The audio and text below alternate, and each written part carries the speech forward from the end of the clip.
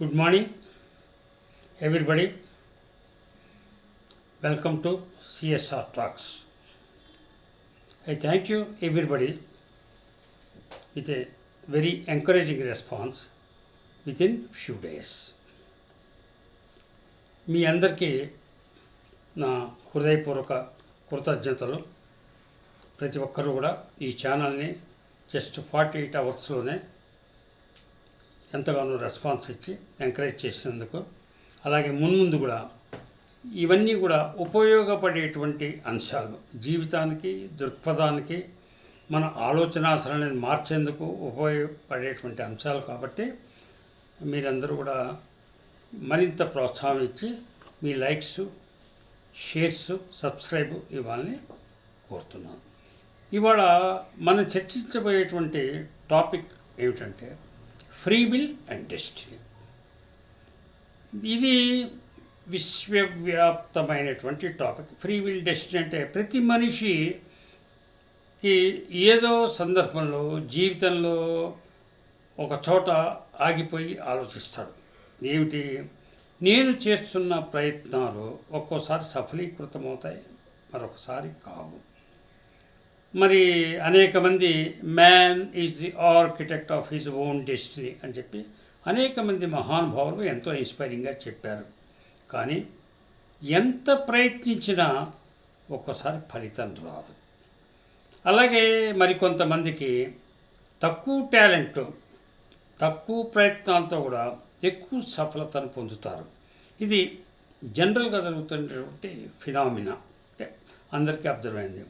మనిషికి ఒక ఆలోచన వస్తుంది, ఏమిటి, ఎందుకు జరుగుతుంది ఇది అంటే. ఇది ఇంకా చెప్పాలంటే క్లుప్తంగా, ఒక జీవితంలో ఇద్దరు కూలీలు ఉన్నారు. ఒక కూలి 10 బస్తాలు మోస్తాడు, ఒక కూలి 5 బస్తాలే మోస్తాడు. 5 బస్తాలు మోసిన వాడికి దేవుడు 20 రూపాయల ప్రతిఫలం, 10 బస్తాలు మోసిన వాడికి 5 రూపాయల ప్రతిఫలం ఇస్తూ ఉంటాడు. అంటే ఎగ్జాక్ట్ అనేది ఒక ఇమాజినేషన్కి చెప్పారు. అంటే ఎక్కువకి తక్కువ, తక్కువకి ఎక్కువ రావడం జరుగుతుంది. అలాగే జీవితంలో కొంతమందిని అవకాశాలు వరిస్తాయి. ఎందుకు వరిస్తాయో తెలియదు మనిషికి. ఎందుకు అలా వరిస్తాయో, కొంతమందిని ఎందుకు వరిస్తాయో తెలియదు. అరే, నాకు చాలా అర్హత ఉంది, నేను ఇంతకంటే గొప్పవాడిని, నాకెందుకు రాలేదు అని అనుకుంటారు. ఇవన్నీ కూడా ఏంటంటే జనసామాన్యంలో వచ్చేటువంటి ఉత్పన్నమయ్యేటువంటి వివిధ ప్రశ్నలు. అందుకని ఏమైందంటే ప్రపంచంలో 2 కేటగిరీలు ఉన్నారు. ఎవరంటే వాళ్ళు సక్సెస్ఫుల్ పీపుల్, ఒకళ్ళు అంటే జీవితంలో విజయాన్ని సాధించేవాళ్ళు. మరొకళ్ళు ఎంత ప్రయత్నించినా కూడా సఫలీకృతం కానటువంటి ఫెయిల్యూర్ అన్నాను, ఒక సఫలీకృతం కానీ నిరాశ నిస్పృహ తరచుగా గురయ్యేటువంటి మరొక కేటగిరీ. నార్మల్గా అనేక చోట్ల మనం చదివే ఉంటాం. సక్సెస్ పీపుల్ ఏమని అంటుంటారు, అంతా స్వయం కృషి, దేవుడు లేడు, ఏమీ లేదు, అంతా మన చేతుల్లోనే ఉంది, నువ్వు కష్టపడాలి, ఎంత కష్టపడితే నీకు అంత వస్తుంది, ఏదో రోజు వస్తుంది, కర్మ సిద్ధాంతం ఉంది, ఈ కర్మ సిద్ధాంతం ప్రకారం ఎంతో కష్టపడ్డా నాకు రిజల్ట్ వస్తుంది అంటాడు. ఇది ఏమంటారంటే అంతా మన చేతుల్లోనే ఉన్నది అనేవాళ్ళు. ఇది ఫ్రీ విల్ పీపుల్, స్వయం కృషి ఫ్రీ. మరొక కేటగిరీ వాళ్ళు తరచుగా ఫెయిల్ అయిపోయేవాళ్ళు ఉంటారు, ఎంత ప్రయత్నించే జరగని వాళ్ళు ఉంటారు, ఎన్ని ప్రార్థనలు చేసినా వినని దేవుడు ఉంటాడు. వీళ్ళందరూ ఉండేటువంటి ఆలోచన దృక్పథం ఏంటంటే ఏదో మనకి ఒక అలివికో అనే శక్తి ఉంది, దానికి లోబడిపోతున్నాం. ఎంత ప్రయత్నించినా మనం ముందుకు వెళ్ళలేకపోతున్నాం. ఎంత ఆలోచించినా తెలుసో తెలియకో మనం రాంగ్ డెసిషన్స్ తీసుకుంటాం. ఈ కేటగిరీ వాళ్ళు ఉన్నారు. వీళ్ళు ఏమంటారంటే అంతా విధి లిఖితం. ఇంకా కొంత మా రిలీజియన్ ప్రారంభం, అది పక్కన పెడదాం. అంతా విధి లిఖితం, లలాట లిఖితం, అంతా ముందుగానే నిర్ణయించబడింది కాబట్టి మనం ఏమీ చేయలేం అంటారు. కానీ ఈ అన్నవాడు ఊరుకోడే, వీడు మళ్ళా కూడా కింద పడ్డా కూడా పరిశ్రమిస్తూ ఉంటాడు. Okay, fine. అయితే ఈ 2 స్కూల్స్ ఆఫ్ థాట్లో ఏదో ఒకటి నిజం ఉండాలిగా. అంటే మరి గొప్ప గొప్ప వాళ్ళు man is the architect of own destiny అని చెప్పిన వాళ్ళు ఉన్నారు. లేదు man is a puppet in the hands of the God అని చెప్పిన వాళ్ళు ఉన్నారు. అంటే ముందుగానే నిర్ణయించబడింది ఎవ్రీథింగ్, దాని ప్రకారం నీ ఆలోచన నీ జీవితం నడుస్తుందని ఒక ఫిలాసఫీ లేదు. నీ చేతిలోనే అంతా ఉంది, నువ్వు జీవితాన్ని నువ్వు శాసించగలవు, మార్చుకోగలవు అని చెప్తావు.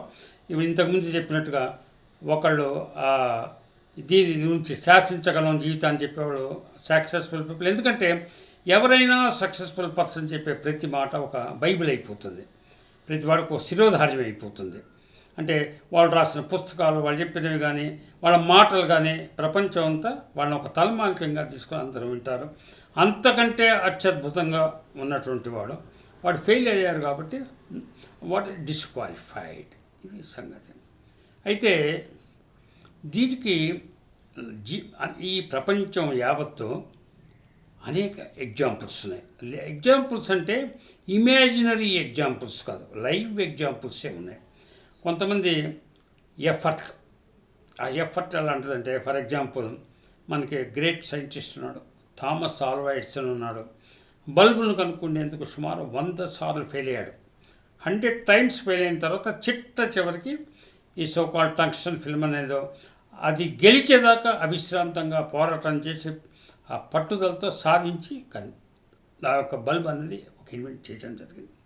ఇలా అనేక మంది గొప్పవాళ్ళు ఉన్నారు. ఎన్నిసార్లు కింద పడ్డా మళ్ళా ఒక బంతి వెళ్ళి గోడకి గుద్దుకొని మళ్ళీ ఎన్నిసార్లు వెనక్కి వస్తుందో అలా చేసే ప్రయత్నం చేసే సఫలీకృతమైన వాళ్ళు ఉన్నారు. దీనికి ఇది నేను ఒక మోటివేషనల్గా చెప్పట్లేదు, observation of life, facts of life. ఇది మీరు రకరకాల మన ఇళ్లలో కూడా మన తల్లిదండ్రుల్ని, పెద్దవాళ్ళని, మన బంధుమిత్రులను చెప్తే ఈ 2 వర్గాల వాళ్ళే ఉంటారు. అలాగే కొంతమంది సక్సెస్ వచ్చాక కూడా ఎంతో వినయంగా ఉన్నవాళ్ళు ఉన్నారు. అంటే ఏమిటి, ఈ 3వ వర్గం వాళ్ళు నేనెంతో కష్టపడ్డాను, కానీ నా అదృష్టానికి భగవంతుడు ఆశీస్సులు కూడా తోడైనాయి, అందుకోసమని నేను ఇలా నాకు అవకాశాలు వచ్చినాయి అని ఇంకా గొప్పవాళ్ళు, నాకంటే కూడా ఈ ప్రపంచంలో గొప్పవాళ్ళు ఉన్నారు, అయినా అవకాశం నాకే వచ్చింది, నేను అదృష్టవంతుడని సవినయంగా కూడా చెప్పేవాళ్ళు ఉన్నారు. ఇవన్నీ పక్కన పెడితే అసలు మనిషికి తన జీవితాన్ని శాసించుకునే స్వతంత్రం ఉందా లేదా? స్వతంత్రం ఉండటాన్ని ఫ్రీ విల్, స్వతంత్రం లేకపోవటం సరెండర్ అవటం డెస్టినీ. దీనికి మన పరిశీలనలో కనుక తీసుకొస్తే మరి ఏదో ఒక శక్తి మనిషిని నడిపిస్తుంది అనేందుకు అనేక గొప్ప జీవితాలు కాదు చరిత్రలే నడిచినాయి. ఎంత అద్భుతమైన చరిత్రలు అంటే ఇవన్నీ ఎందుకు జరుగుతున్నాయంటే మనిషి తీసుకుంటే నిర్ణయాల వలన జరుగుతుంది. ఎందుకంటే మన థాటే ఒక డెస్టినీ, మన ఆలోచనే ఒక డెస్టినీ. నేను ఇది చదువుకోవాలి అనేది ఒక డెస్టినీ, నేను ఈ అమ్మాయిని పెళ్లి చేసుకుంటున్నాను అదొక డెస్టినీ, నేను ఈ ఉద్యోగంలో చేస్తున్నాను ఇదొక డెస్టినీ. ఇది మీ కంట్రోల్లో ఉన్నాయా? ఇవన్నీ మీ కంట్రోల్లో ఉండి జరుగుతున్నాయా, లేకపోతే కాకతాళీయంగా యాక్సిడెంటల్గా జరుగుతున్నాయా? దీని వెనక ఏమన్నా ఒక స్క్రీన్ ప్లే ఉందా? మనకు తెలియని ఒక డైరెక్టర్ ఉన్నాడా? వాడికి తెలియకుండా మనం సరెండర్ అవుతున్నామా? తెలుసో తెలియకో అంతా అతడిని నిర్ణయించిన జరుగుతుందా? లేదా నిజమైన మన పోరాటం ఏదైతే ఉందో ఆ పోరాటం మీద గెలుస్తున్నాం. ఇది ఈ సబ్జెక్ట్ మీద పుంకాలంగా మహానుభావులు, మహర్షులు, వేదాంతులు, సక్సెస్ఫుల్ పీపుల్, ఫెయిల్యూర్ పీపుల్, ప్రపంచవ్యాప్తంగా అనేక డిబేట్స్ ఉన్నాయి. కానీ ఇది ఇన్కంక్లూజివ్, అంటే ఎవరికి వాడు experience end of the what you call life జర్నీలో వాళ్ళు ఒక డిఫైన్ చేసుకుంటారే తప్ప దీనికి ఒక యాక్సెప్టబుల్ ఏమనాలి ఒక ఫార్ములా లేదు. అయితే ఇవాళ ఈ పర్టిక్యులర్ సెషన్ ముగించే ముందు ఒక ఇంపార్టెంట్ పాయింట్ చెప్తాను, ఎందుకంటే ఈ సెషన్స్ అనేక టాపిక్స్గా మనం ముందుకు తీసుకెడుతున్నాం. ఇవాళ కంక్లూజన్ పాయింట్ ఏంటంటే యోగ వాసిష్టం అనేటువంటి ఒక పుస్తకం ఉంది ఈ హిందూ మతంలో ఏం చెప్తారంటే అంతా కర్మ, అంతా నీ ప్రారంధం, నీ చేతుల్లో ఏమీ లేదు, నీ తల రాతే అని చెప్తారు. అది కాదు. చాలామందికి అలా కర్మ అనేది ముందుగా నిన్ను సీల్ చేసింది, నీ ప్రారంధం సీల్ చేసింది, నువ్వు నిస్సహాయుడు అని ఎలా జరిగిందో ఈ ఇంటర్ప్రిటేషను నా వరకు నాకు చాలా ఆశ్చర్యకరమైన విషయం. ఇలాంటి మిగతా రిజిలియన్స్ దాన్ని కూడా మనం చర్చిద్దాం. ఏమవుతుందంటే ఈ యోగ వశిష్టంలో రాముడికి వశిష్ఠుడికి ఇద్దరి మధ్య ఒక డిస్కోర్స్, వాళ్ళిద్దరి మధ్య గురువు శిష్యుడు ప్రశ్న అడగడం జరుగుతుంది. రాముడు ఇదే ప్రశ్న వశిష్ఠుడిని అడుగుతాడు. అంతా ముందుగానే నిర్ణయించబడితే నేనేం చెయ్యాలి? ఒక సక్సెస్ ఫెయిల్యూర్ అయిపోయిన తర్వాత నేను ఎందుకు ప్రయత్నం చేయాలి? నాకు కొన్ని కష్టాలు వస్తాయని తెలిసినప్పుడు ఇక నేను ఎందుకు ప్రయత్నం చేయాలి అంటాడు. అంటే దానికి వశిష్ఠుడు ఇచ్చేటువంటి అద్భుతమైన సమాధానం ఏమిటంటే, రామా, ఈ ప్రారంధం results of your past actions అంటే ఏమిటి? రిజల్ట్స్ ఆఫ్ పాస్ట్ యాక్షన్స్ మనం ఈ కర్మ సిద్ధాంతం ఇప్పుడు అందరూ తెలుసో తెలియదు ప్రతి ఒక్కరి నోట మాట ఉంది. ఆఖరికి కర్మ అన్నది వెస్ట్రన్ వరల్డ్ కూడా పాకిపోయింది. ఈవెన్ వెస్ట్రన్ వరల్డ్లో కూడా విదేశీయులు కూడా కర్మ అని మాట్లాడటం మొదలుపెట్టారు. అంటే ఈ కర్మ అన్నది ఏమవుతుందంటే, to every action there is always an equal and opposite reaction. That is Newton's third of the motion. ఇది లాస్ ఆఫ్ నేచర్. ప్రతి చర్యకి ఒక ప్రతిచర్య ఉంటుంది. ఈవెన్ అకౌంట్స్లో కూడా ఎలా ఉంటుంది? ఎవ్రీ డెబిట్ ఎంట్రీకి ఒక క్రెడిట్ ఎంట్రీ ఉండి తీరాలి, అంటే డబుల్ ఎంట్రీ. ఆ రకంగా ఏమవుతుందంటే మనం చేసే ఒక చర్యకి ప్రతిచర్య ఉంటుంది. ఓ మనిషి ప్రారంధం అంటే ప్రారంధం అంటే ఏంటంటే వీటిని ఎలా డిఫైన్ చేస్తారంటే results of your past days. వాడేదో పాస్ట్ డేస్లో కొన్ని ఏవో చెడ్డ పనులు పాప పనులు చేశాడు, దానివల్ల ఇప్పుడు సఫర్ అవుతున్నాడు అన్నది. దాన్ని మనం రక్షించుకోలేము అని చతికిల పడబోకు రామా అని చెప్తాడు. ఎలా చెప్తా అంటే దానికి ఎగ్జాంపుల్, పాస్ట్ యాక్షన్స్ అనేది ఒక గొర్రె పొట్టేలుగా ఊహించుకో. అదొక 100 యూనిట్స్ హార్స్ పవర్తో దూసుకొస్తుంది. ఫైన్, దాని మీద నీ కంట్రోల్ లేదే. ఆ థర్డ్ లా ఆఫ్ మోషన్, ఆ లా ఆఫ్ నేచర్ ప్రకారం ఏమవుతుంది, అది వచ్చి తీరుతుంది, దాని తప్పలేదు. కానీ నీ చేతిలో ఒకటి ఉన్నది. అదేమిటంటే ఈరోజు, ఈ క్షణం, ఈ వర్తమానం. దానికి నీ చేతిలో కంట్రోల్ ఉంది.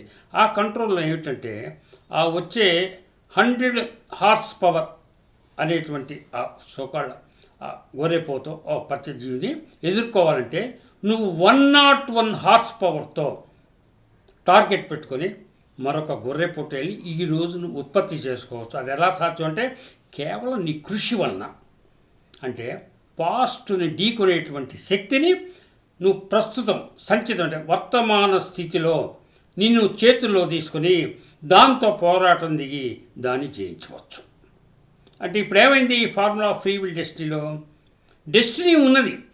నువ్వు చేసేటువంటి పాస్ట్ యాక్షన్స్ ఏవైతే ఉన్నాయో దాని యొక్క ఫలితాన్ని అనుభవించాలి. ఆ పాస్ట్ యాక్షన్స్ అనేటువంటి పొటేలు ఢీకొనబోతోంది నిన్ను. అయితే నీ చేతుల్లో ఒకటి ఉంది. అదేమిటి? Free will. ఆ ఫ్రీ విల్తో నువ్వేం చేయగలుగుతావు అంటే దాంతో పోరాటం చేయొచ్చు, పోరాటం చేసి గెలవచ్చు అంట. ఈ రకంగా పూర్తి కర్మ సిద్ధాంతానికి విరుద్ధమైనటువంటి ఈ అద్భుతమైనటువంటి ఈ ఈ వాక్యాల్ని మరి ఎందుకు వెలుగులోకి రాలేదో తెలియదు. అంతా కర్మ సిద్ధం మన తలవ్రాత అన్నది కాదు.